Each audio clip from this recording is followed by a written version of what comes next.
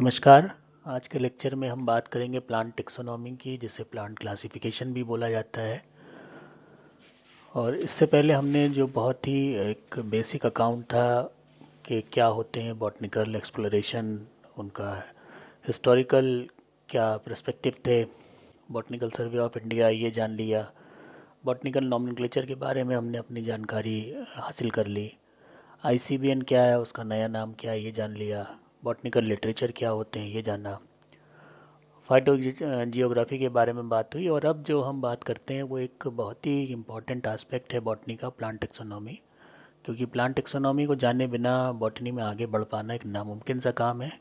तो क्या इसके प्रिंसिपल्स हैं और क्या मॉडर्न टूल्स हैं, इनके बारे में ये 2 लेक्चर की सीरीज़ में बात होगी, जिसका पहला पार्ट आज है और इसके बाद नेक्स्ट पार्ट में जो अगला लेक्चर होगा उसमें बाकी जानकारी जो आज रह जाएगी वो उसके बाद वाले लेक्चर में दी जाएगी। तो शुरू करते हैं प्लांट। तो बात कर लेते हैं क्लासिफिकेशन और टेक्सोनॉमी ऑफ प्लांट क्या होता है। तो जैसा कि अभी कहा कि दोनों ही एक दूसरे के लिए सिनोनिम के तौर पर इस्तेमाल होते हैं, चाहे प्लांट क्लासिफिकेशन हो या फिर प्लांट टेक्सोनॉमी हो।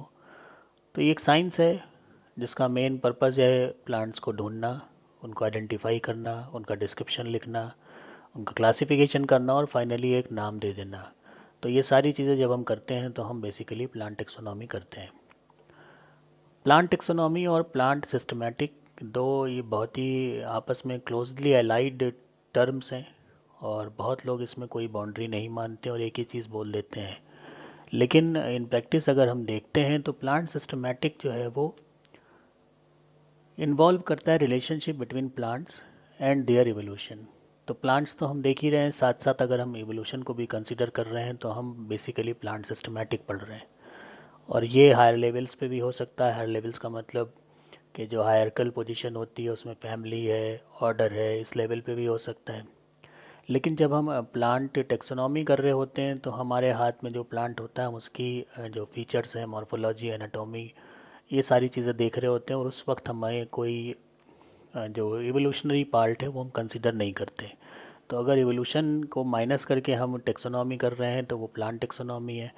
और टेक्सोनॉमी करते हुए हम प्लस कर दें एवोल्यूशन को तो वो प्लांट सिस्टमैटिक है। तो ये 2 टर्म है जिनके बारे में आपको जानना बहुत ही आवश्यक है। अब प्लांट टेक्सोनॉमी बहुत ही ज़्यादा ये मानी जाती है कि एक अनसेटल्ड टाइप की साइंस है, क्योंकि इसमें हमेशा एक डायनेमिज्म रहता है।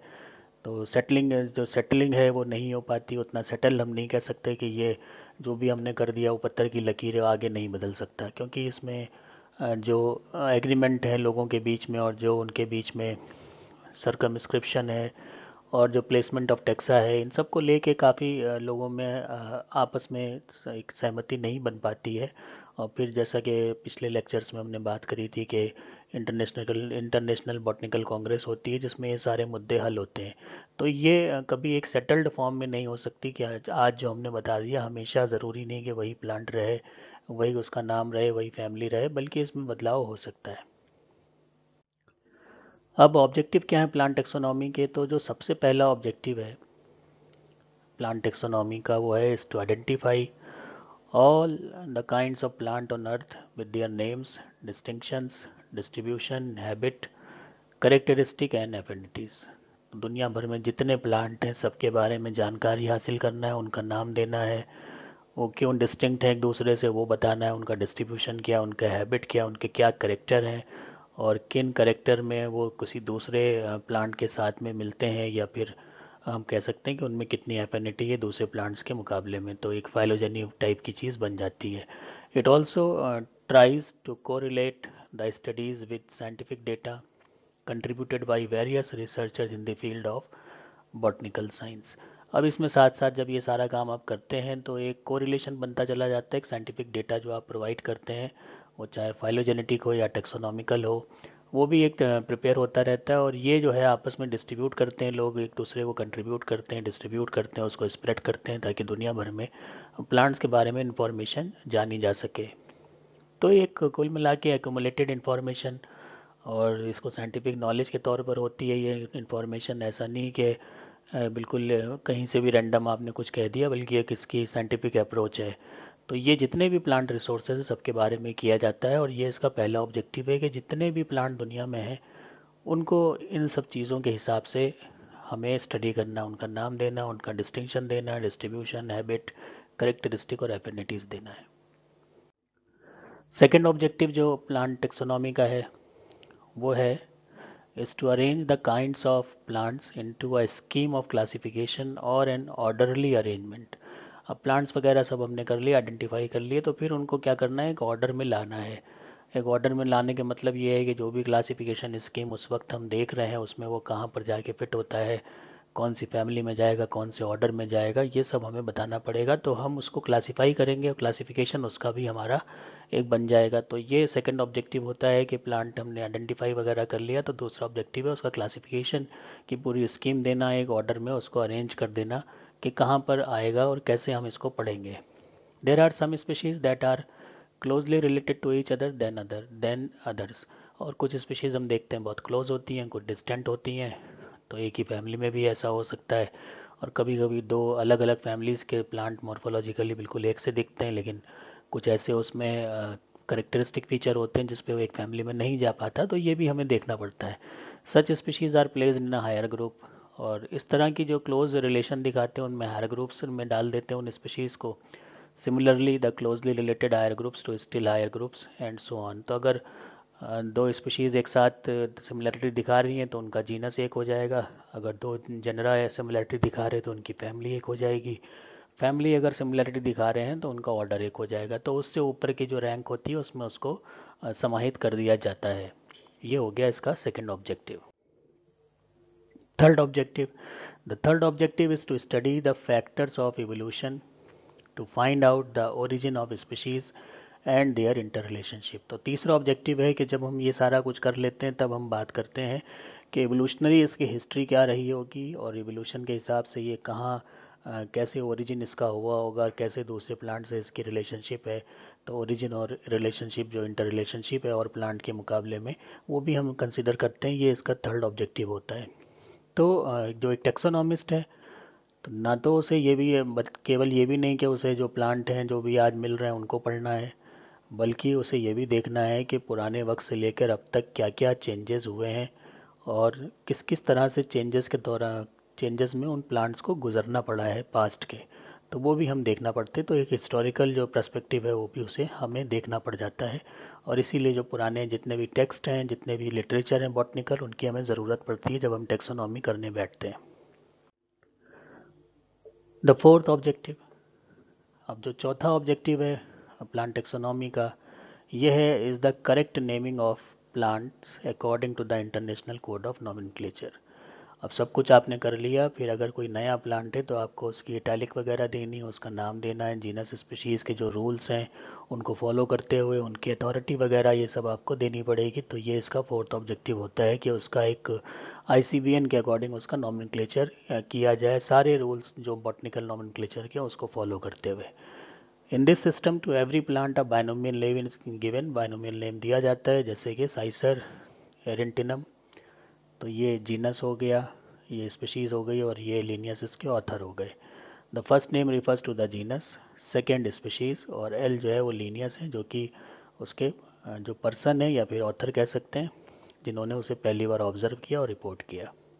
तो ये पूरा होता है कि कभी भी आपसे कहा जाए साइंटिफिक नेम लिखिए तो आप अक्सर जीनस और स्पीशीज़ बता देते हैं, लेकिन ऑथर मिस होता है। तो अगर ऑथर इसमें नहीं है तो ये कंप्लीट साइंटिफिक नेम नहीं कहा जाएगा।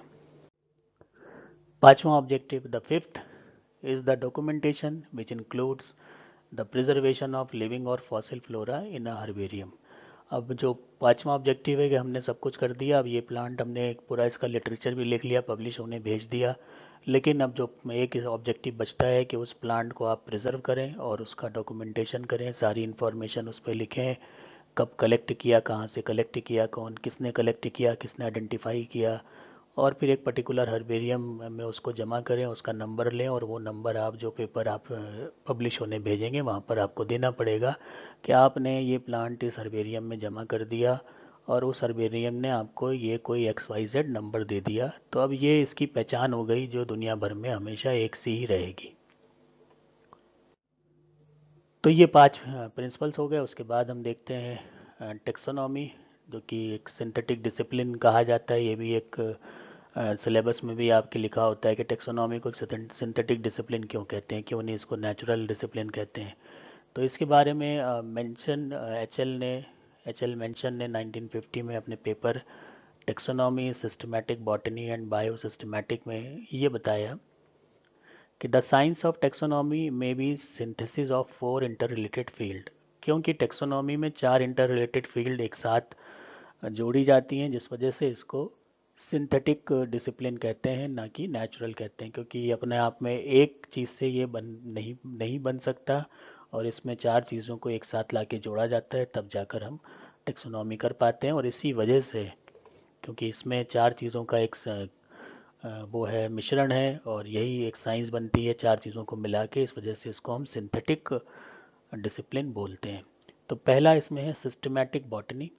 It is the fact finding field of taxonomy which include genetically and cytologically studies as well as other technique applicable to the problem. तो सिस्टमेटिक बॉटनी में बात यही आ गई कि हम वहाँ पे जेनेटिकली प्लांट को स्टडी करते हैं, टेक्सोनॉमी तो कर ही रहे हैं, साथ साथ उसमें जेनेटिक लेवल पे भी उसकी स्टडी हो रही है, साइटोलॉजिकल लेवल पे भी स्टडी हो रही है। तो जब हम ये चीज़ें जोड़ के कर रहे होते हैं टेक्सोनॉमी, तो हम उसको कहते हैं सिस्टमिक बॉटनी, क्योंकि इसमें हम आपको, जब आप जेनेटिकली स्टडी करेंगे तो इवोल्यूशन आपको पता चल जाएगा। तो इवोल्यूशनरी लाइन पे भी हम चल रहे हैं, तो सिस्टमेटिक बॉटनी इसका एक पार्ट हो गया। द टेक्सोनॉमिक सिस्टम जो होता है वो क्या होता है? It is based on the fact found by systematic botany and includes. तो ये पहला है taxonomic concept of plant groups और टेक्सा। जो भी प्लांट ग्रुप या टेक्सा है, किसी भी हम हायरकल जो उसकी सिचुएशन है उसको हम टेक्सा कह सकते हैं। तो उसका क्या टेक्सोनॉमिक कॉन्सेप्ट है वो हमें देना होते हैं। तो टेक्सोनॉमिक कॉन्सेप्ट का मतलब ये है कि मॉर्फोलॉजी हो गई और उसकी एनाटॉमी हो गई। उसके बाद concept of evolutionary sequence of the character, यहाँ पर आप जेनेटिक लेवल पे इसको स्टडी करते हैं, तब आप इसका एवोल्यूशनरी सीक्वेंसेस वगैरह देख पाते हैं। फिर होता है classification and arrangement of taxa. उसके बाद जब ये दोनों दो चीज़ें आपको मिल गई, तब आप इस आधार पर इसमें क्लासिफिकेशन कर सकते हैं और अरेंजमेंट कर सकते हैं जो भी टेक्सा आप कर रहे हैं। और फिर आप इसमें देखते हैं कि जो टेक्सा है उसका डिस्क्रिप्शन, साथ में उसकी फाइटोजियोग्राफी, तो जो उसका हैबिटेट है, इन्वायरमेंटल कंडीशन है, ये भी ऐड कर रहे हैं। तो एक ये पॉइंट हो गया, एक ये हो गया, एक ये हो गया, एक ये हो गया। तो एक सिस्टमेटिक स्टडी में हमें ये 4 पॉइंट तो कंसीडर करने ही पड़ते हैं। Nomenclature. It is the method of naming plant based on international rules which permit only a single valid name for each kind of plant. तो कोई भी प्लांट के 2 नाम नहीं हो सकते, एक ही सिंगल वैलिड नेम होगा। और यही बायनोमियल नोमेनक्लेचर ने आईसीबीएन के थ्रू सेट कर दिया है कि किसी भी एक प्लांट का इंटरनेशनली सिर्फ एक सिंगल वैलिड नेम होगा। उसके अलावा जो भी नाम दिए जाएंगे वो इनवैलिड नेम होंगे या फिर उसके सिनोनिम बताए जाएंगे, लेकिन वैलिड नेम हमेशा एक होगा। डॉक्यूमेंटेशन। तो यहाँ पर जैसा पहले भी इसका थोड़ा जिक्र हुआ है कि यहाँ पर जो ये इंक्लूड करता है प्रिजर्वेशन ऑफ लिविंग और फॉसिल टाइप। अब अगर लिविंग की आपने टेक्सोनॉमी करी है तो लिविंग को आपको प्रिजर्व करना पड़ेगा, फॉसिल टाइप है तो उसको प्रिजर्व करना पड़ेगा। दोनों ही सूरतों में ये दोनों स्पेसिमेन आपको कहीं ना कहीं हर्बेरियम में जमा करने पड़ेंगे, उनकी सारी डिटेल के साथ में। और फिर हर्बेरियम आपको एक नंबर देगा। तो जब आप ये सारी प्रोसेस कर लेते हैं कि आपने प्लांट की टेक्सोनॉमी कर ली, उसकी सब डिटेल वगैरह लिख के एक शीट के ऊपर सब आपने लिखा, और उसके बाद आपने उसमें हर्बेरियम को दे दिया, हर्बेरियम ने आपको एक नंबर दे दिया। तो ये मानिए कि आपका वो रजिस्टर्ड हो गया, वही नंबर आपका दुनिया भर में सर्कुलेट होगा। जब किसी को वो प्लांट चाहिए होगा तो वो उस नंबर को बोलेगा कि ये नंबर हमें दे दीजिए। तो जो भी हर्बेरियम का क्यूरेटर होगा उसे वो नंबर पे जाएगा, और वो नंबर का प्लांट उसे या तो आपको आजकल के दौर में उसका पिक वगैरह खींच के दे देंगे, या फिर पुराने वक्त में क्या होता था कि प्लांट स्पेसिमेन उधार दिया जाता था, फिर कुछ समय का टाइम दिया जाता था, कुछ समय बाद जिसने उसको मांगा है वो स्टडी करके उसे वैसे ही वापस करता था।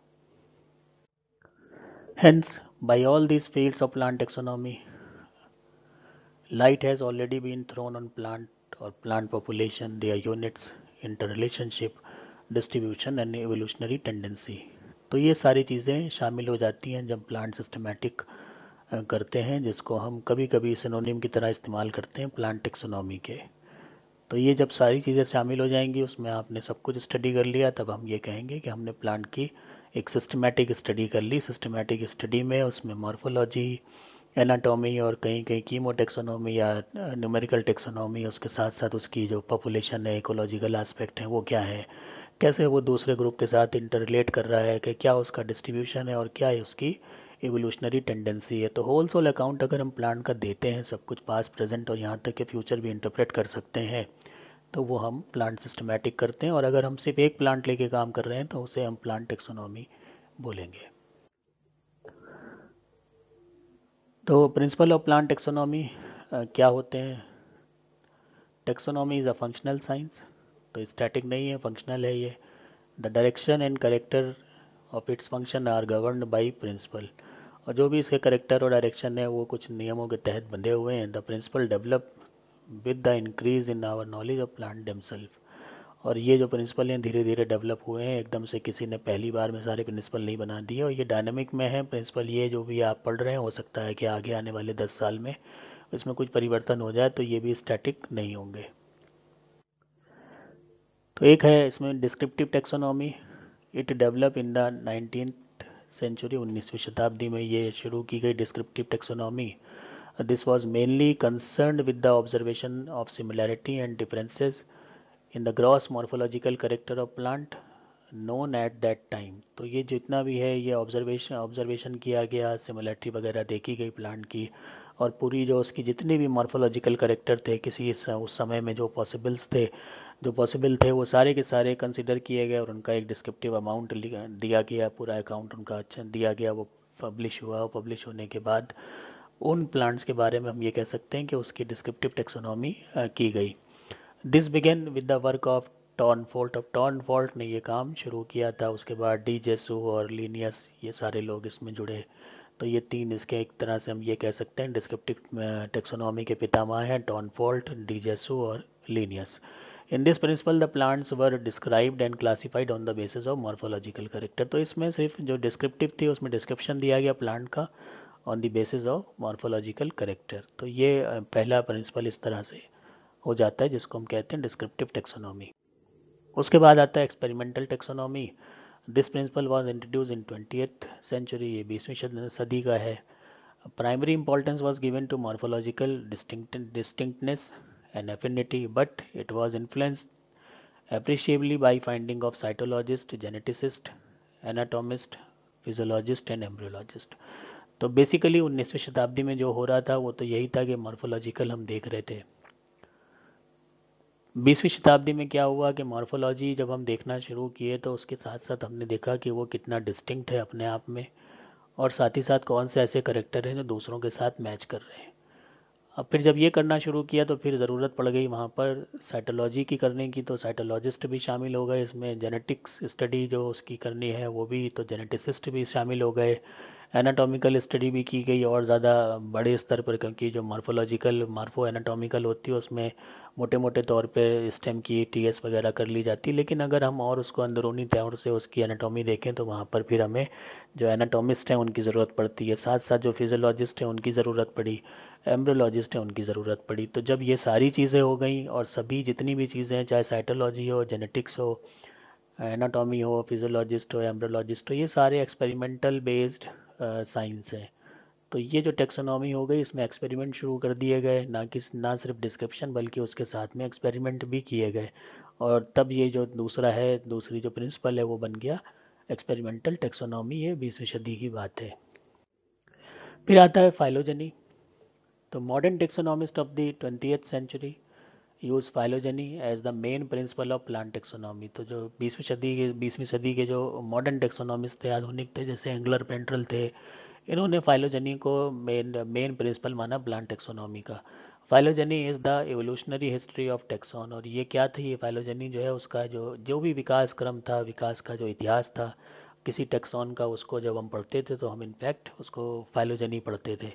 By this principle attempt is made to account for the origin and development of species. और इसमें साथ साथ फाइलोजेनी पढ़ते वक्त ये अटेम्प्ट किए गए कि किसी तरह से इसका ओरिजिन हमें पता चल जाए और किसी तरह से इसका डेवलपमेंट पता चल जाए ड्यूरिंग अ टाइम पीरियड।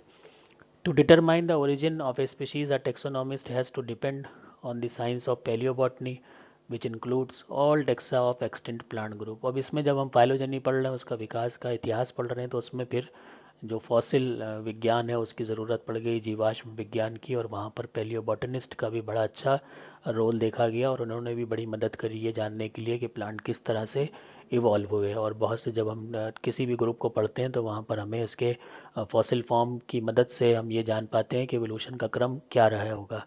तो वो बेसिकली हम फाइलोजेनी करते हैं। तो फाइलोजेनी में आपको पैलियोबोटनिस्ट की ज़रूरत पड़ जाती है। अब हम देखते हैं कि स्कोप क्या है प्लांट टेक्सोनॉमिकल स्टडीज़ का और इसके एप्लीकेशन क्या है।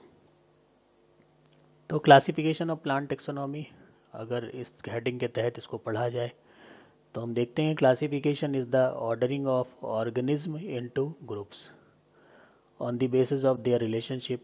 तो ये हो गया फाइलोजेनेटिक रिलेशनशिप। तो क्लासिफिकेशन क्या है कि हमने ऑर्डरिंग करना शुरू कर दी तमाम ऑर्गेनिज्म की, और ये देखते गए कि उनकी रिलेशनशिप दूसरे ग्रुप के साथ क्या है, तो अलग अलग ग्रुप बनाते चले गए। इसको हम कहेंगे फाइलोजेनेटिक रिलेशनशिप। अब जो टाइप्स ऑफ बॉटनिकल क्लासिफिकेशन है वो देख लेते हैं क्या होते हैं। तो एक है empirical classification. In this classification botanist have arrange the plants in alphabetical order. तो ये पुराना बहुत एम्पिरिकल था और इसमें उन्होंने ABC के मुताबिक, अल्फ़ाबेटिकल ऑर्डर के मुताबिक प्लांट्स को अरेंज कर दिया, जिससे जिसका नाम शुरू हो रहा था वैसे एक लिस्टिंग हो गई। द सिस्टम में be compared with the alphabetical arrangement of words in dictionary. और ये यही माना गया था जैसे डिक्शनरी होती है दुनिया में जितने शब्दों की, तो वो भी A से Z तक चलती है, तो ऐसे ही प्लांट को भी हम अरेंज कर सकते हैं। और इसमें कोई भी करेक्टर का कंसिडरेशन नहीं किया गया था, सिर्फ आपको क्या करना था कि अल्फ़ाबेटिकल हिसाब से उसको अरेंज करना था। तो तमाम एक लिस्ट बन गई सारे सारे प्लांट की, और फिर आपने एक अल्फ़ाबेटिकल अरेंजमेंट कर दिया। तो आजकल तो ये काम कंप्यूटर पे 1 मिनट में हो जाता है, लेकिन उस वक्त थोड़ा वक्त लग गया होगा, और ये बहुत पुरानी ऐतिहासिक टाइप की थी, तो इसको कहेंगे एम्पिरिकल क्लासिफिकेशन। तो इसमें कोई बॉटनिकल जो एस्पेक्ट थे वो इतना ज़्यादा नहीं लिए गए थे।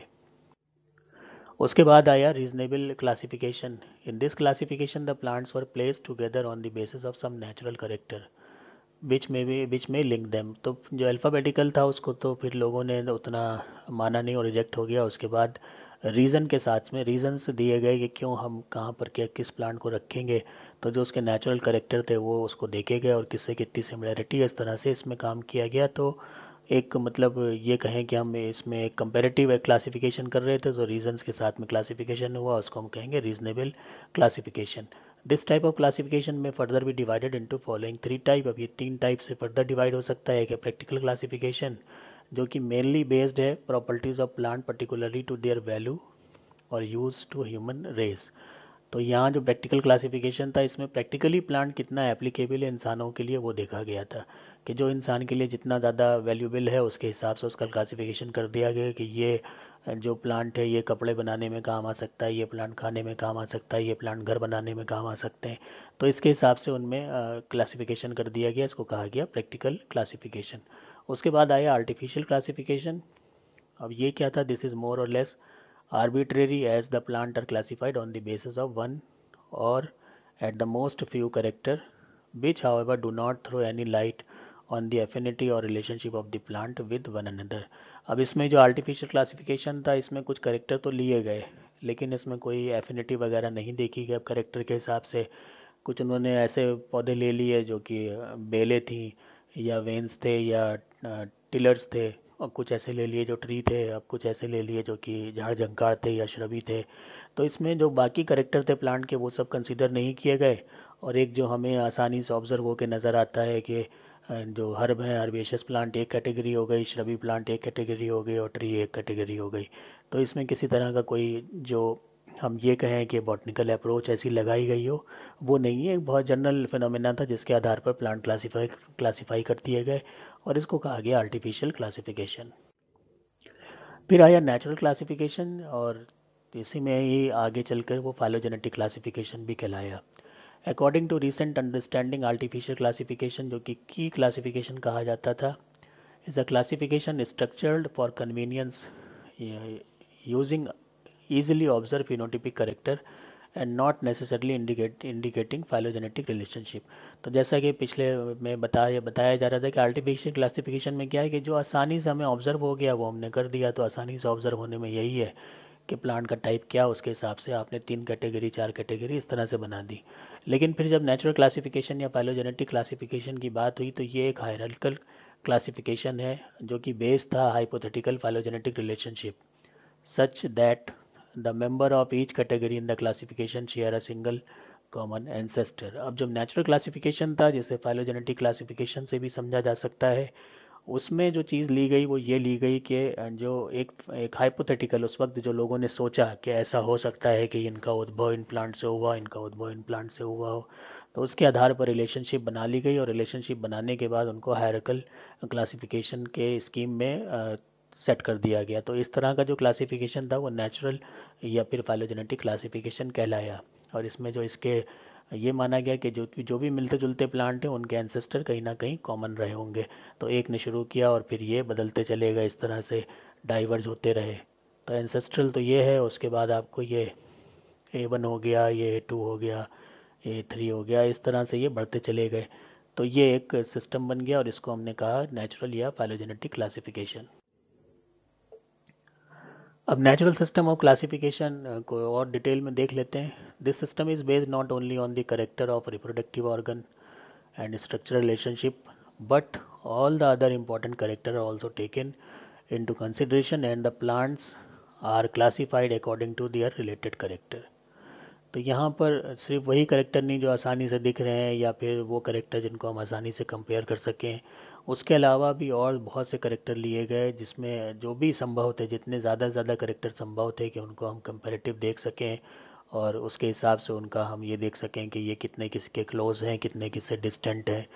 तो वो सारी चीज़ें जब देखी गई तो उसमें रिप्रोडक्टिव स्ट्रक्चर हैं, ये तो देखे ही गए, साथ साथ जो उसमें रिलेशनशिप थी प्लांट की एक दूसरे के साथ में वो देखी गई। तो सिर्फ ऐसा नहीं कि फ्लावर को देखकर प्लांट को क्लासीफाई कर दिया, बल्कि ये भी देखा गया कि इनकी रिलेशनशिप और करेक्टर्स में दूसरे प्लांट के साथ कितनी मैच करती है या कितनी दूर जाती है। वो सारी चीज़ें जब मद्देनज़र रखी गई तो उसको कहा गया natural system. It helps us not only to ascertain the name of plant but also its relationship and affinity with other plant. तो इसमें ये ठीक है, करेक्टर के बेस पे आपने एक नाम दे दिया, लेकिन साथ साथ आपको वहाँ पर उसकी रिलेशनशिप भी डिस्कस करनी है, उसकी एफिनिटीज़ भी डिस्कस करनी है दूसरे प्लांट के साथ में। All the modern system of classification और नेचुरल, इसीलिए क्योंकि ये अप्रोच अब हर जगह इस्तेमाल होती है, जितने भी मॉडर्न क्लासिफिकेशन सिस्टम है तो सारे के सारे नेचुरल की कैटेगरी में आते हैं।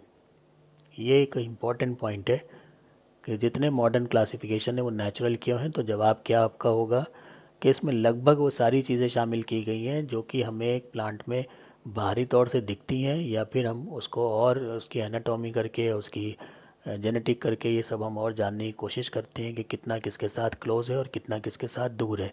तो फाइलोजेनी को कहीं ना कहीं हम मिक्स करते हैं, तब हम उसको कहते हैं कि ये नेचुरल सिस्टम है क्लासिफिकेशन का। तो अब इसी ने फिर आगे बढ़कर जो एक नया सिस्टम शुरू किया वो था फाइलोजेनेटिक सिस्टम ऑफ क्लासिफिकेशन। अब इसमें क्या हुआ, this type of system classify plant according to their evolutionary and genetic relationship. अब इसमें बेसिकली जो मॉर्फोलॉजी है उसको उतना महत्व नहीं दे दिया गया कि हो सकता है कि दो अलग अलग फैमिलीज़ के प्लांट दोनों के दोनों श्रबी हों, तो वहाँ पर हम श्रब के तौर पर उसको कॉमन नहीं रखेंगे, बल्कि उसकी एवोल्यूशनरी हिस्ट्री देखेंगे, उसकी जेनेटिक रिलेशनशिप देखेंगे। तो एक एक्सपेरिमेंट्स इसमें बहुत से करने पड़ेंगे और उसके आधार पर फिर हम उसको एक जो विकास का क्रम है वो समझ के हम डिस्क्राइब करेंगे, तब हम उसको कहेंगे कि ये फाइलोजेनेटिक सिस्टम ऑफ क्लासिफिकेशन है। It enables us to find out the ancestor और डेरिवेटिव ऑफ एनी टेक्सॉन। और इस तरह से जब हम काम करते हैं तो हम ये देखेंगे कि इसमें हमें उसके एंसेस्टर भी मिलेंगे, उसके डेरिवेटिव भी मिलेंगे और सारी चीज़ें मिलेंगी। तो कहीं कहीं नेचुरल सिस्टम में भी हम ये करने की कोशिश करते हैं, लेकिन वहाँ पर जो हमारा बेसिक होता है वो मॉर्फोलॉजिकल बेस होता है। लेकिन यहाँ पर जब हम फाइलोजेनेटिक सिस्टम में आते हैं तो यहाँ मॉर्फोलॉजी तो डिफरेंट हो सकती है, उसको हम बेस बन के आगे नहीं चलेंगे। हम वहाँ पर क्या देखेंगे, हमारा बेस होगा एवोल्यूशनरी और जेनेटिक रिलेशनशिप, और फिर बाद में मॉर्फोलॉजिकल जो भी ये इसका डेटा आएगा वो आएगा और उसको हम कंपेयर कर सकते हैं कि देखिए कि ये बहुत करीब करीब थे जेनेटिक लेवल पे, लेकिन मॉर्फोलॉजिकल लेवल पे अलग अलग हो गए। तो फिर हम देखते हैं कि बहुत से जो स्टेटस हैं फैमिलीज़ के, जीनस के, वो बदल जाते हैं। Our present day knowledge is insufficient to construct a perfect phylogenetic classification and all present phylogenetic classic system of classification are formed by the combination of natural and phylogenetic evidence। अब जो भी जितनी भी नॉलेज फ़िलहाल आज तक है उसमें सारे प्लांट्स की हम फाइलोजेनी कर लें, ऐसा पॉसिबल नहीं है। तो फाइलोजेनी को भी ज़रूरत पड़ गई फिर किसकी, नेचुरल की। तो अब जो भी सिस्टम हम पढ़ते हैं उसमें दोनों चीज़ों का एक सम्मिश्रण होता है, उसमें नेचुरल भी होता है और फाइलोजेनेटिक एविडेंसेस भी होते हैं। तो दोनों को मिला के जो क्लासिफिकेशन है वो दिए गए। जैसे तख्ता जान का क्लासिफिकेशन है, बहुत रिसेंट क्लासिफिकेशन है, उसमें मॉर्फोलॉजिकल और फाइलोजेनेटिक दोनों सिस्टम को एक तरह से जोड़ा गया है।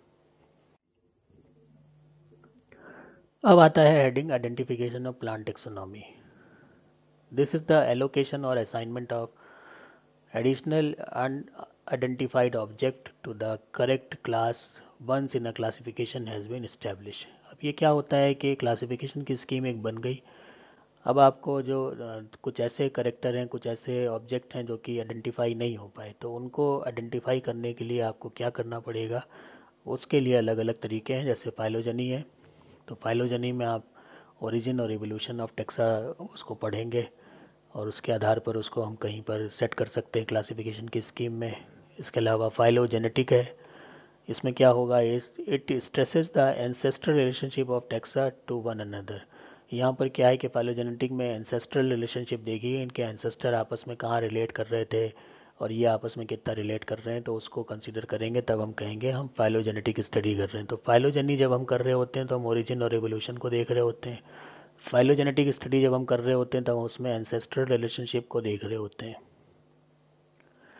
फाइलेटिक में क्या होगा, it emphasizes belonging to particular line of descent.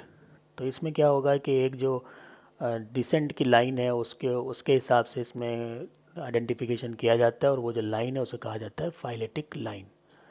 तो ये सब अभी आगे आएंगे तब आपको डिटेल में बता दूंगा। बहरहाल बेसिक ये हो गए फाइलोजनी जहाँ पर ओरिजिन और इवोल्यूशन हम देख रहे हैं, फाइलोजेनेटिक जहाँ पर एंसेस्टर रिलेशनशिप देख रहे हैं, फाइलेटिक जहाँ पर हम लाइन ऑफ डिसेंट देख रहे हैं जिससे फाइलेटिक लाइन भी कहते हैं ये। तो सब में कहीं ना कहीं हम जब इसको करते हैं तो हमें कहीं ना कहीं हम जाके एवोल्यूशन से जुड़ जाते हैं। और अब ये जब एवोल्यूशन से जुड़ जाएंगे तो जाहिर सी बात है हम फाइलोजेनी करना स्टार्ट कर देते हैं। अब ये एक टेबल है, एक मतलब फिगर है जिसमें आप देख सकते हैं कि प्लांट टेक्सोनॉमी में क्या क्या चीज़ें मिली होती हैं। तो प्लांट टेक्सोनॉमी में अगर आप देखें तो नोमेनक्लेचर एक तरफ है, तो दूसरी तरफ क्लासिफिकेशन की स्कीम है जिसमें कुछ लेबोरेटरी एक्सपेरिमेंट हैं, फिर प्रिंसिपल दिए गए हैं। प्रिंसिपल ये Bentham Hooker, angler Paintal, Hutchinson, इन्होंने शुरुआती दिए थे। उसके बाद आप देखें कि इसमें गार्डन्स का भी रोल होता है कि किस तरह से प्लांट इंट्रोड्यूस किया जाता है, कंजर्व किया जाता है, डेवलप किया जाता है, उसका यूटिलाइजेशन क्या है। उसी में और आगे हम जाएँ तो हम देखते हैं कि डेटा कलेक्शन की स्कीम क्या होती है, डेटा बैंक क्या होता है, डेटा रिवीजन क्या होता है, स्टैटिकल एनालिसिस क्या की जाती है, क्या क्या प्रोजेक्ट कर सकते हैं हम उस स्टडी के बेस पर, रिव्यू पब्लिकेशन उसके बेस पर होगा। और साथ साथ इसमें प्रेडिक्टेबिलिटी ऑफ फ्यूचर की होगी कि फ्यूचर में क्या हो सकता है। ऑर्गेनिक प्रोडक्टिविटी हो सकती है, अभी क्या है वो आप असेसमेंट कर सकते हैं। प्रिजर्वेशन ऑफ प्लांट रिकॉर्ड होता है तो हर्बेरियम वगैरह की ज़रूरत पड़ती है। वहीं हम देखें कि यहाँ पर जब हम टेक्सोनॉमी कर रहे होते हैं तो फील्ड कलेक्शन है, उसके बाद स्पीशीज़ का इनुमरेशन है, जियोलॉजी देना है, उसकी सॉइल की क्या टोपोग्राफी है वो देना है, इकोलॉजी देनी है, इकोसिस्टम के बारे में बताना है। हर्बेरियम में ये सारी इन्फॉर्मेशन जमा होंगी। उसके बाद हम देखते हैं कि उसमें हम फाइटोकेमिस्ट्री प्लांट की कर सकते हैं, बायोसिस्टमैटिक कर सकते हैं, जिसको फाइटोमॉर्फोलॉजी में आगे हम बदल सकते हैं, एनाटॉमी कर सकते हैं, साइटोलॉजी कर सकते हैं, एम्ब्रोलॉजी कर सकते हैं। उसके बाद जो इन्वायरमेंट है उसमें भी हम देखते हैं कि एक मैक्रो होता है, एक माइक्रो होता है, एक मैन मेड जो कि हम आर्टिफिशियल बनाते हैं जैसे ग्लास हाउस वगैरह हैं। तो ये सारी चीज़ें जो हैं वो टेक्सोनॉमी में कंसिडरेशन में आती हैं, उसकी एप्लीकेशन, उसकी कंसिडरेशन और उसके जो भी सारे रूल्स रेगुलेशन उसको फॉलो करने में हमें इन सब चीज़ों की ज़रूरत पड़ती है। अब हम बात करेंगे मेजर टाइप्स ऑफ क्लासिफिकेशन कौन कौन से हैं जो अभी हमने पढ़ लिए, तो उनको अब डिटेल में पढ़ लेते हैं। पहला तो आर्टिफिशियल है, दूसरा नेचुरल है, तीसरा फाइलोजेनेटिक है। तो अब डिटेल में ये सब क्लासिफिकेशन देख लेते हैं अलग अलग। पहला इसमें आर्टिफिशियल क्लासिफिकेशन है, जिसके बारे में थोड़ी सी बात हमने की थी कि जहाँ पर बहुत ज़्यादा आसानी से ऑब्जर्व होने वाले करेक्टर्स होते हैं प्लांट के और उनके आधार पर कोई क्लासिफिकेशन कर दिया जाए। जैसे कि मैंने बताया था कि हैबिट में ट्री है, श्रब है, हर्ब है, इसके हिसाब से या फ्लोरल करेक्टर थोड़ी बहुत अगर जानकारी और किसी की ज़्यादा अच्छी है तो वो वहाँ पर स्टेमेंस और कार्पल्स के बेस पर भी कर सकता है। तो लीनियस ने ऐसे ही किया था कि उन्होंने फ्लोरल करेक्टर पे ही क्लासिफिकेशन किया था। इस वजह से उनका क्लासिफिकेशन आर्टिफिशियल या फिर हम ये कह सकते हैं कि सेक्सुअल सिस्टम ऑफ क्लासिफिकेशन था।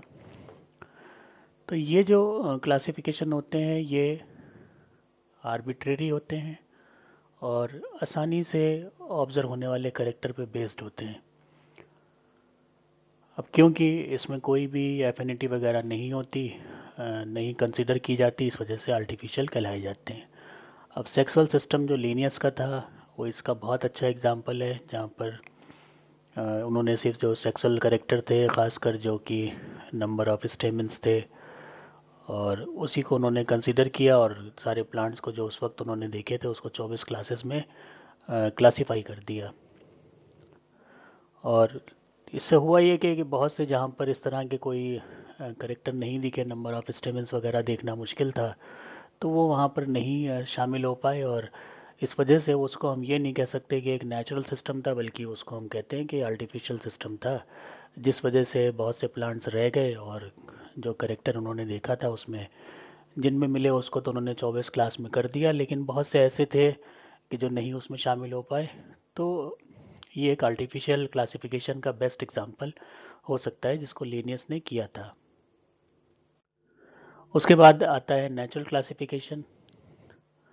These system of classification are based upon overall resemblance mostly in gross morphology. Gross morphology का मतलब ये है कि ओवरऑल जो प्लांट की मॉर्फोलॉजी है वो देख ली जाती है।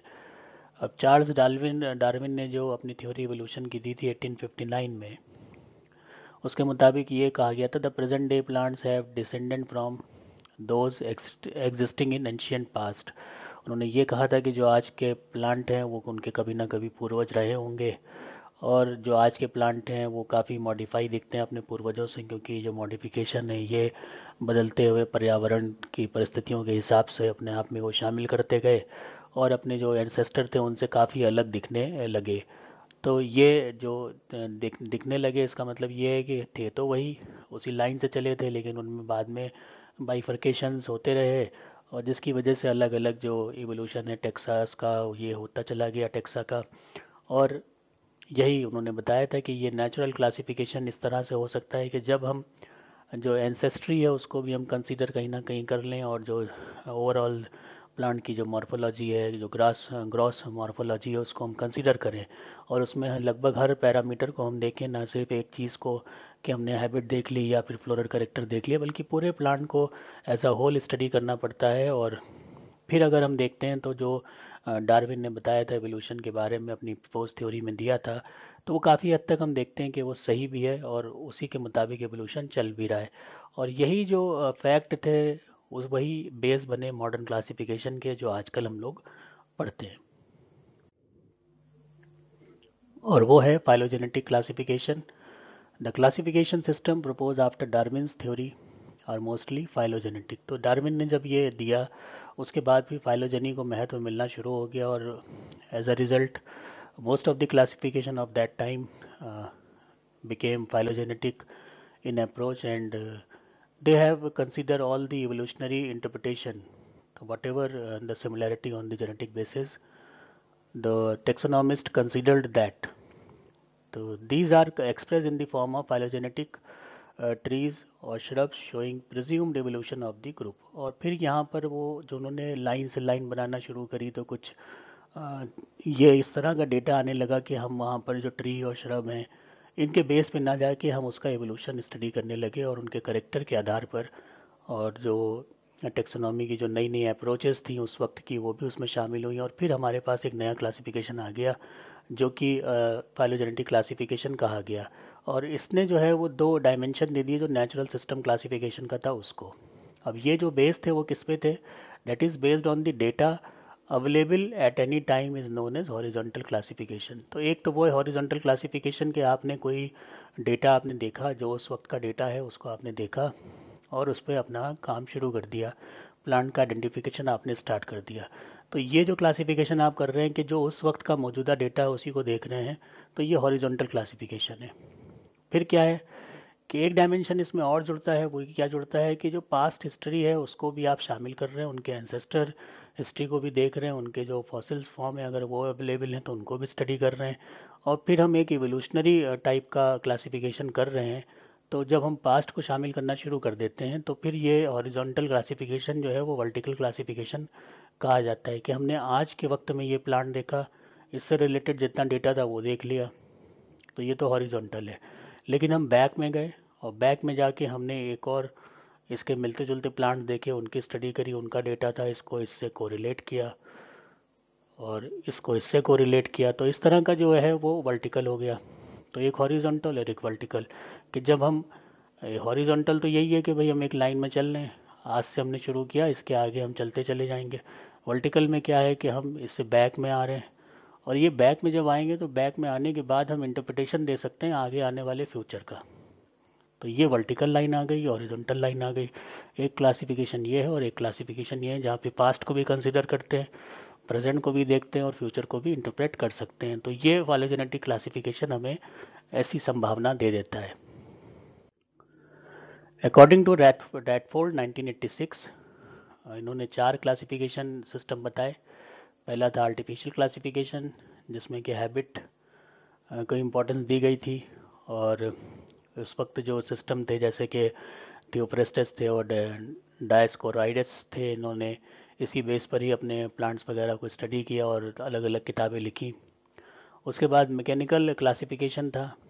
इसमें जो ये सिस्टम था उसमें वन और फ्यू सेलेक्टेड टेक्सोनॉमिक करेक्टर वो शामिल किए गए, और इसके हिसाब से एक से ज़्यादा करेक्टर हो गए। तो जो पहले वाला था आर्टिफिशियल, उसमें एक करेक्टर कोई ले लिया गया था, या तो हैबिट ले ली या फिर कोई फ्लावर का टाइप ले लिया, इन्फ्लोरेसेंस ले लिया। लेकिन जब उसमें दो दो करेक्टर शामिल होने लगे, एक से ज़्यादा बढ़ गए, तो फिर वहाँ पर हम देखते हैं कि सिसलपिनियो, बहुन, रे और टर्नफोल्ट और लीनियस, इन्होंने उसमें आगे भी बढ़ गए। तो लीनियस जैसे हम कहते हैं कि नीलियस का आर्टिफिशियल सिस्टम था, और इन्होंने क्या किया कि हैबिट तो ठीक है, हैबिट तो उससे पहले के लोगों ने बता दिया था, इन्होंने फ्लोरल करेक्टर को पहली बार कंसिडर किया। तो हैबिट जो पहले की चीज़ थी वो तो शामिल ही शामिल थी, बाद में इन्होंने फ्लोरल भी शामिल कर लिया। तो ये मैकेनिकल हो गया।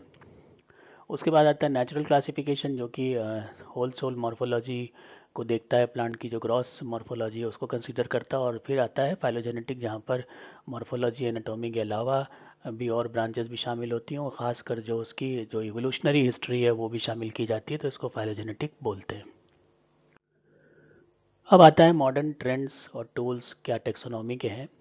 तो taxonomy now accept that the morphological character alone should not be considered in systematic classification of the plant। तो अब आज के हिसाब से अगर हम सिर्फ मॉर्फोलॉजी देख रहे हैं और क्लासिफिकेशन कर रहे हैं तो अधूरा क्लासिफिकेशन कहा जाएगा, और सिस्टमेटिक क्लासिफिकेशन वो बिल्कुल भी नहीं कहा जाएगा। The complete knowledge of taxonomy is possible with the principle of various disciplines like cytology, genetics, anatomy, physiology, geographical distribution, embryology, ecology, palynology, phenology, biochemistry, numerical taxonomy and transplant experiment, यहाँ तक के जो आजकल के आधुनिक ट्रांसप्लांटेशन वाले experiment हैं वो भी शामिल करेंगे, तब हम जाके बोल सकते हैं कि हम मॉडर्न वे में क्लासिफिकेशन या सिस्टमेटिक बॉटनी कर रहे हैं। These have been found to be useful in solving some of the taxonomical problem by providing additional character। और क्योंकि अब ये बहुत ज़्यादा इसमें चीज़ें शामिल हो गई, तो बहुत सी जो टेक्सोनॉमिक प्रॉब्लम्स थी पुराने वक्त की, जो मॉर्फोलॉजी बेस्ड थी और उसमें हमें नहीं पता चल रहा था कि हम इसको कहाँ से कहाँ ले जाएं, तो वहाँ पर इन्होंने बड़ी हेल्प करी, और रिवीजन क्लासिफिकेशन का इस वजह से काफ़ी हद तक अच्छा हो गया। और it has change the face of classification from alpha. Alpha का मतलब जो क्लासिकल टेक्सोनॉमी थी, जिसमें कि मॉर्फोलॉजिकल और थोड़े बहुत एनाटॉमिकल करेक्टर लेते थे, वो उसको बदल दिया और ओमेगा टाइप की आ गई। ओमेगा का मतलब कि मॉडर्न काइंड की, जिसमें ये सारी चीज़ें इंक्लूड हैं जो आपने यहाँ पर देखी हैं। तो ये अगर सब कुछ हम इसमें शामिल करते हैं, खासकर रिवोल्यूशन भी शामिल कर लेते हैं, तो हम उसे मॉडर्न कहते हैं, और या फिर हम कहते हैं ओमेगा टेक्सोनॉमी। तो ओमेगा ओमेगा क्लासिफिकेशन भी बोल सकते हैं, यहाँ पर अल्फ़ा क्लासिफिकेशन या अल्फ़ा टेक्सोनॉमी भी बोल सकते हैं। तो एक जगह ध्यान रखना है, ये क्लासिकल है अल्फ़ा, और ओमेगा जो है ये एकदम सारे सर्वगुण संपन्न टाइप की क्लास टेक्सोनॉमी है। अब इसी से जो इसमें एसेट मिले, जैसे पहले तो मॉर्फोटेक्सोनॉमी थी, फिर थोड़ी बहुत एनाटॉमी हुई, फिर बाद में लोगों का ज्ञान का दायरा बढ़ा और इसमें एक चीज़ जुड़ी कीमोटेक्सोनॉमी। तो ये मॉडर्न टूल है एक, और जब कभी मॉर्फोलॉजी में कोई प्रॉब्लम आ जाती है तो वो प्रॉब्लम को सॉल्व करने के लिए केमिकल स्टडी भी, प्लांट की फाइटोकेमिकल स्टडी की जाती है, और उसके बेस पे भी काफ़ी जो पजल्स थे वो हल हो गए आज के ज़माने में। तो various medicine, spice and preservative obtain from plant have drawn the attention of the taxonomist. तो प्लांट से बहुत बहुत सी चीज़ें मिलती हैं, तो ये मिलने लगी तो टेक्सोनॉमिस्ट का उधर भी ध्यान जाने लगा मॉर्फोलॉजी एनाटॉमी के अलावा, कि भाई इसमें जो फाइटोकेमिकल्स हैं वो भी अपने बहुत स्पेसिफिक टाइप के होते हैं, तो हो सकता है कि इनका भी कोई कोई रिलेशन हो एवोल्यूशन से। तो फिर इसकी जो कीमोटेक्सोनॉमी हो वो होने लगी। तो कीमोटेक्सोनॉमी जो है उसने क्या किया कि बहुत सी जो पुरानी प्रॉब्लम्स थी उसमें काफ़ी कुछ मदद करी। और उसके बाद कीमोटेक्सोनॉमी जो एक साइंटिफिक अप्रोच मानी जाने लगी क्लासिफिकेशन की, जो कि होती है on the basis of their biochemical या फाइटोकेमिकल कॉन्स्टिट्यूएंट्स। तो इसमें क्या हो सकता है, as protein are more closely controlled by genes and less subjected to natural selection. तो प्रोटीन जो है वो जीन से बनती है, वन जीन वन प्रोटीन, इस तरह से हम पढ़ लेते हैं। तो यहाँ पर ये हुआ कि प्रोटीन्स को अगर स्टडी हम कर रहे हैं तो हम कहीं ना कहीं जीन्स को स्टडी कर रहे हैं, और इसकी मदद से जो हायरकल लेवल्स हैं उनकी जो जो भी प्रॉब्लम चली आ रही थी मॉर्फोलॉजी के हिसाब से उसको हम ठीक कर सकते हैं। खासकर जो रैंक, जो वैरायटी की रैंक होती है वहाँ पर हम इसमें काफ़ी मदद ले सकते हैं, और प्रोटीन्स और अमीनो एसिड्स, न्यूक्लिक एसिड और पेप्टाइड, इन सब की स्टडी की मदद से वैरायटी लेवल पे जो भी डिस्प्यूट्स हो रहे हों वो हम सॉल्व कर सकते हैं। अगर मॉर्फोलॉजी वैरायटी को नहीं सॉल्व कर पा रही है तो कीमोटेक्सोनॉमी की मदद से हम उसको सॉल्व कर सकते हैं। तो ये एक एडेड एडवांटेज हुआ टेक्सोनॉमी में जब केमिकल स्टडी प्लांट की होने लगी। अब केमिकल करेक्टर्स क्या हैं, क्या स्टडी किए जाते हैं, तो केमिकल करेक्टर जो हैं वो 3 कैटेगरी में डिवाइड होते हैं। एक तो वो जो इजीली विजिबल हैं, जो आसानी से दिख जाते हैं, जैसे स्टार्च, ग्रेनोसिलिका का डिपोजिशन वगैरह कुछ प्लांट्स पे होता है, ये हो गया। उसके अलावा वो करेक्टर जो कि जिनमें केमिकल टेस्ट करने पड़ते हैं छोटे छोटे, जैसे फिनोलिक्स है, ऑयल से फैट और वैक्सेस हैं। इसके अलावा प्रोटीन, तो जो प्रोटियोमिक्स करते हैं या प्रोटीन कोई स्टडी करते हैं कि कौन सा है, किस में है, और कौन सी दो वैरायटी ऐसी जिनमें एक ही प्रोटीन है या अलग अलग है, तो ये भी इसमें शामिल हो जाता है। फिर इनके एम्स क्या हैं कीमोटेक्सोनॉमी के, तो इनके एम्स जो है वो to develop taxonomic character which में improve existing system of classification. तो ये अल्टरनेटिव नहीं है मॉर्फोलॉजी का, कि हम कहें कि जो प्लांट क्लासिफिकेशन हम चल कर रहे हैं मॉर्फोलॉजी एनाटॉमिकल बेसिस पर उसको हम रिप्लेस कर दें कीमोटेक्सोनॉमी से, तो ऐसा नहीं है। ये क्या है, ये एक इम्प्रूवमेंट देता है, कि एक टूल है जो कि इम्प्रूव कर देता है जो भी सिस्टम हमारा चल रहा है उसको। दूसरा है to improve present day knowledge of phylogeny of plants. अब केमिकल जो फाइटोकेमिकल्स हैं ये भी जीन से रिलेटेड हैं, और जीन की मदद से हम जो उसका एवोल्यूशनरी रिकॉर्ड है उसको देख सकते हैं, तो फाइलोजेनी में भी मदद करते हैं। तो ना केवल मॉर्फोलॉजिकल क्लासिफिकेशन बल्कि फाइलोजेनेटिक जो मॉडर्न क्लासिफिकेशन है उसमें भी इसकी मदद कहीं कहीं पर ली जाती है जहाँ जहाँ कोई डिस्प्यूट फंसता है। अब एक टर्म आता है बायोसिस्टमैटिक्स। तो बायोसिस्टमैटिक क्या है, सबसे पहले इसकी परिभाषा देख लेते हैं। Is an experimental, ecological and cytotaxonomy through which life form are studied and their relationship are defined। तो बायोसिस्टमेटिक क्या है, बायोसिस्टमेटिक में एक्सपेरिमेंट होते हैं, इकोलॉजी की स्टडी होती है और साइटोटेक्सोनॉमी इसमें की जाती है, जिसकी मदद से जो लाइफ फॉर्म है वो हम देख सकते हैं। हमने कुछ ब्रायोफाइट्स वगैरह में लाइफ फॉर्म के डिस्कशन किए थे, तो वही लाइफ फॉर्म यहाँ पर एंजियोस्पर्म के टर्म में बात हो रही है, कि एंजियोस्पर्म की लाइफ फॉर्म की भी स्टडी हम कर सकते हैं अगर हम एक्सपेरिमेंटल तौर पे उसको देखें और कुछ एक्सपेरिमेंट प्लान करें। इकोलॉजिकल स्टडी उसकी देखें कि इकोलॉजिकल क्या, कि उसका क्या क्लाइमेट है और किस तरह के एनवायरमेंटल कंडीशन में वो ग्रो करता है, और कौन से चेंजेस किस इन्वायरमेंट कंडीशन या फैक्टर के चेंज होने की वजह से होते हैं वो। और फिर उनकी साइटोटेक्सोनॉमी कर सकते हैं, उनकी जो साइटोलॉजी है उसके बेस पर हम टेक्सोनॉमी उसकी कर सकते हैं, जाकि जिससे कि उनके रिलेशनशिप जितने भी हैं आपस में जो मिलती जुलती स्पीशीज़ हैं वो बहुत अच्छी तरीके से डिफाइन हो सके। The term biosystematic was introduced by Camp and Gill in 1943। Many authors feel biosystematic is a closer to cytogenetic and ecology and much importance given not to classification but to evolution। अब कुछ का ये है कि वो ये कहते हैं कि ये हार्ड कोर टेक्सोनॉमी में हम शामिल नहीं कर सकते, क्योंकि इसमें ज़्यादातर जो है वो साइटोजेनेटिक्स और इकोलॉजी की स्टडी होती है। तो साइटोलॉजी बोलें या इकोलॉजी बोलें, ये ज़्यादा इसमें अहमियत की चीज़ें हैं, और क्लासिफिकेशन पे उतनी ज़्यादा तवज्जो नहीं दी गई है। बहरहाल ये अपने अपने लोगों के व्यूज़ हैं, और बायोसिस्टमेटिक्स का इस्तेमाल आजकल जो मॉडर्न टूल्स हैं उसके हिसाब से किया जाता है। तो ये याद रखिए कि जो मॉडर्न टूल्स हैं ये कहीं भी कोई अल्टरनेटिव नहीं है क्लासिकल या जो टेक्सोनॉमी हमारी चल रही है उसके, बल्कि एक इसमें एडेड एडवांटेज है, ये हमें याद रखना है। इसके भी एम्स क्या होते हैं ये देख लेते हैं।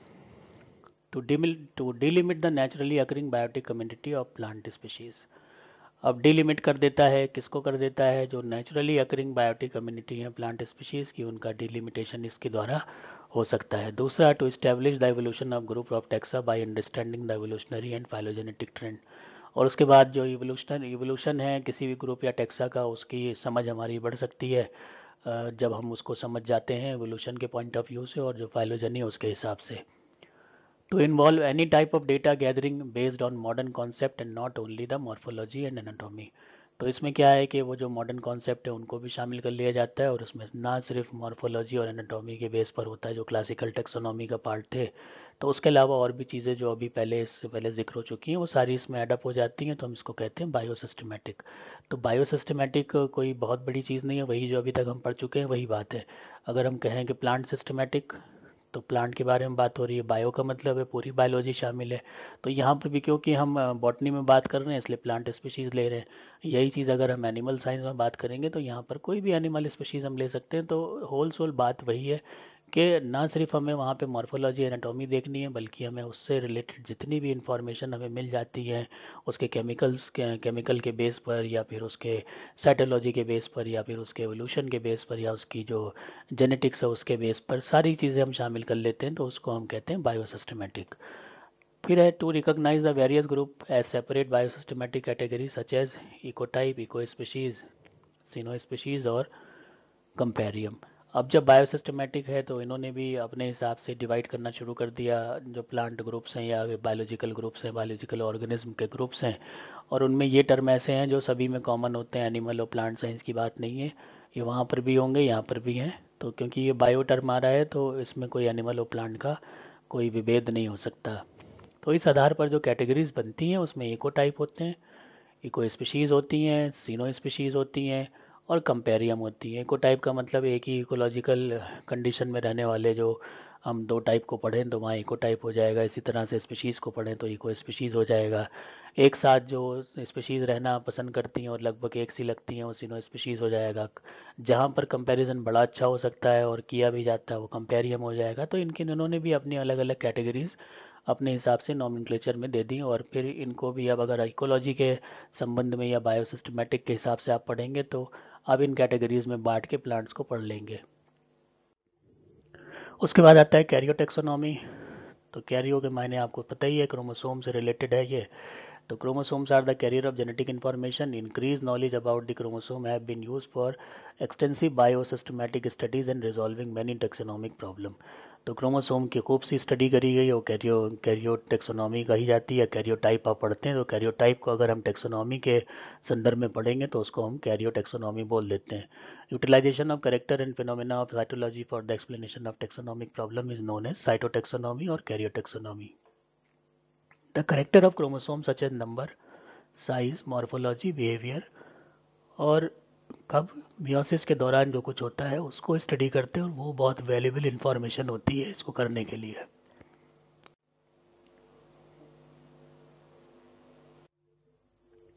फिर एक और टर्म है सीरो टेक्सोनॉमी, जिसको इम्यूनो टेक्सोनॉमी भी बोलते हैं। तो सिस्टमैटिक सीरोलॉजी और serotaxonomy had its origin towards the end of 20th century with the discovery of serological reaction and development of the discipline of immunology। तो plant में अपना कोई ऐसा इम्यून सिस्टम तो नहीं होता, लेकिन जो प्लांट का ये प्लांट के बारे में ना बात हो के अगर हम ये कहें कि जो ऑर्गेनिज्म है जहाँ पर सीरम हम ऑब्टेन कर सकते हैं और उसकी स्टडी भी कर सकते हैं, तो उस जो फील्ड है उसको सीरोटेक्सोनॉमी कहते हैं। अब क्योंकि ये टेक्सोनॉमी की बात है तो एक इसमें एक एडअप ये हुआ है रिसेंटली जिसको टूल के तौर पे हम देखते हैं, इस वजह से ये यहाँ है, नहीं तो इसकी कोई ज़रूरत ऐसी प्लांट टेक्सोनॉमी में नहीं पड़ती। और बहुत कम ही ऐसा होता है कि इम्यूनोटेक्सोनॉमी या सीरोटेक्सोनॉमी की मदद प्लांट्स में की ली जाए, और वो भी कब होता है कि जब बहुत सिमिलर प्लांट्स होते हैं और उसमें डिफरेंसेस जो हैं बहुत माइन्यूट होते हैं, तब जो है उसका जो सीरोटेक्सोनॉमी है वो की जाती है। और बेसिकली इसमें प्रोटीन को कंसीडर किया जाता है। स्मिथ ने 1976 में इसे डिफाइन किया था, the study of the origin and properties of the antisera. तो ये इसकी डिफिनेशन दी थी स्मिथ साहब ने। इम्पोर्टेंस क्या है? It determines the degree of similarity between species, genera, families, etc. by comparing the reaction of antigen from various plant taxa with antibodies raised against the antigen to a given taxon। तो अब इसमें वही protein based ही होता है, protein के against में उसकी anti protein या एंटीबॉडी बना के और फिर स्टडी किया जाता है। और फिर जहाँ कहीं भी ऐसी दुश्वारियाँ आ रही होती हैं कि टेक्सोनॉमी या प्रॉपर टेक्सोनॉमी की मदद से कहीं पर कोई ऐसा झंझट खड़ा हो रहा है कि हम स्पीशीज़ को आइडेंटिफाई करने में कहीं ना कहीं नाकामयाब हो रहे हैं, तो उस सूरत में फिर हम सीरोटेक्सोनॉमी की मदद भी कभी कभी ले सकते हैं। हालांकि इसका बहुत कम इस्तेमाल फ़िलहाल अभी तक हुआ है। एग्जाम्पल के तौर पे the assignment of Phaseolus aureus and Phaseolus mungo to the genus Vigna is strongly supported by serological evidence. और ये काम किया था क्रिस्पील्स और गार्डनर ने। तो पहले वही नाम ये फैसियोलस ऑरिस और फैसियोलस मंगो था, तो फैसियोलस जीनस था, लेकिन फिर सीरोलॉजिकल बेसिस के आधार पर उसका जीनस कन्वर्ट हो गया और ये चला गया बिग्ना में। तो ये एक बड़ा काम था जो कि सीरोटेक्सोनॉमी की मदद से अतीत में हुआ है। तो फिलहाल हम आज यहीं तक रुकेंगे और इसके आगे की जो मॉलिक्यूलर टेक्सोनॉमी वगैरह है वो फिर इसके अगले लेक्चर में हम कवर अप करेंगे। तो आज के लेक्चर में हमने काफ़ी कुछ चीज़ें जान ली, क्या क्लासिकल टेक्सोनॉमी है, किस तरह से क्लासिफिकेशन के अलग अलग फॉर्म हैं, क्या इनकी यूटिलिटी है, कब शुरू हुए, कि कौन कौन से अहम योगदान थे इसमें। तो ये बहुत इसमें बेसिक चीज़ें थी और ये बेसिक चीज़ें जब सवाल बन के आती हैं तो फिर हमारे समझ में उतना नहीं आती और हम जवाब नहीं दे पाते। यहाँ तक कि जो कंपटीशन बड़े बड़े हैं वहाँ पर भी छोटे छोटे सवाल इसी से ही आते हैं और हमें नहीं पता होता है। तो इसको थोड़ा ध्यान से और गौर से पढ़िए और उसके बाद जो भी सवाल होंगे आज अभी अगर कुछ हैं तो अभी पूछ लीजिए, नहीं तो फिर इसको पढ़ने के बाद भी हम इसको डिस्कस कर सकते हैं। तो थैंक यू वेरी मच।